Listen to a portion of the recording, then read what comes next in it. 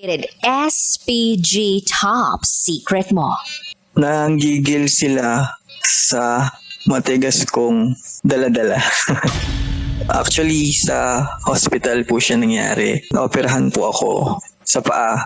Na-injury po sa basketball. Then yun, point guard, kumbaga 6'1", ganun lang. Maraming tests ang ginawa. Napansin ko na yung nag-check sa akin ng nurse. Parang iba yung kinikilos niya or something na gano'n. Actually, hindi lang siya. Dalawa sila na, yung isang pang morning tas isang pang gabi na nagjo-duty. Babae po sila. Pag sa catheter, kung may problema ka sa pag-ihi, kailangan ng lubricant. Nagdala siya ng isang parang lube. Sobrang tagal niya sa room ko. Nakapagkukwentuhan na siya sa akin. Parang ako naman, syempre hindi naman ako snub or something. Ganun. Yun, binibihisan niya ako, ganyan. Tapos, something na tinatagalan niyang, umbaga, hawakan yung part na yon, yung chest ko. Biceps, triceps, ganun. Tapos pababa. Dahil nurse siya or something, hindi ko binigyan ng mali siya. Pero parang may diin na eh. Tapos lagi niya sinasabi, it's okay lang daw. Huwag ko daw pigilan. Sabi ko, ha?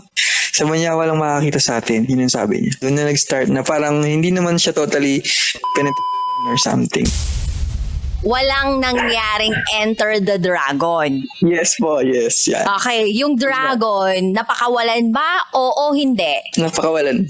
Okay, si dragon ba bumuga ng apoy? Oo, hindi. Yun nga ang hindi ayong itago, nangyari talaga, bumuga talaga siya. Kasi nga di ba, itsura siya, parang nadala ako ganun.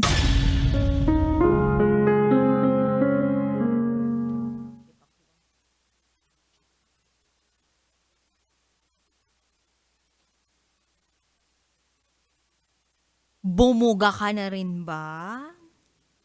Nang alin? I mean, may binuga ka na rin ba? 'Di ba? Yan yung normally tinatanong eh. Anong ibubuga mo? O may ibubuga ka ba? Ha? Malamang lahat naman tayo may ibubuga. Kung ano? Depende. Kung nasarapan, ay madami. Pag hindi, wala masyadong ibubuga. Hello!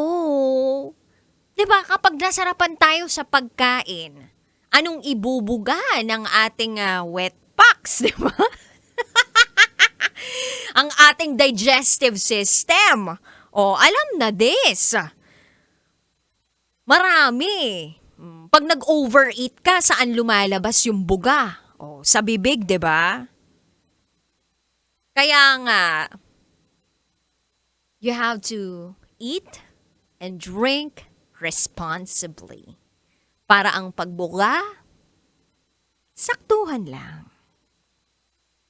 Anyway, kabisyo, alas 9 ng gabi hanggang ating gabi. Magsasama tayo kapiling ang Basta Princess ng Love Radio, DJ Rocky Tera. At ngayong gabi, since Friday, araw ng mga maiel, as in malalambing.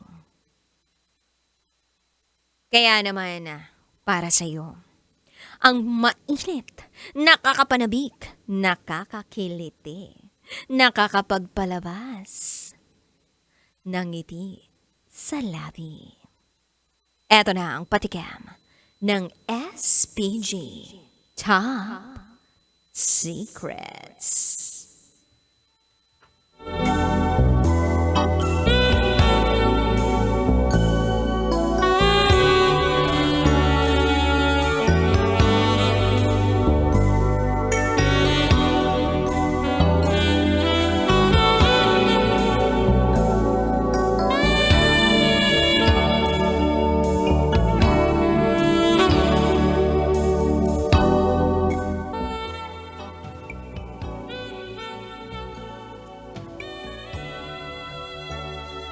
Dahil sa kalasingan, may nangyari sa amin ni kumpare.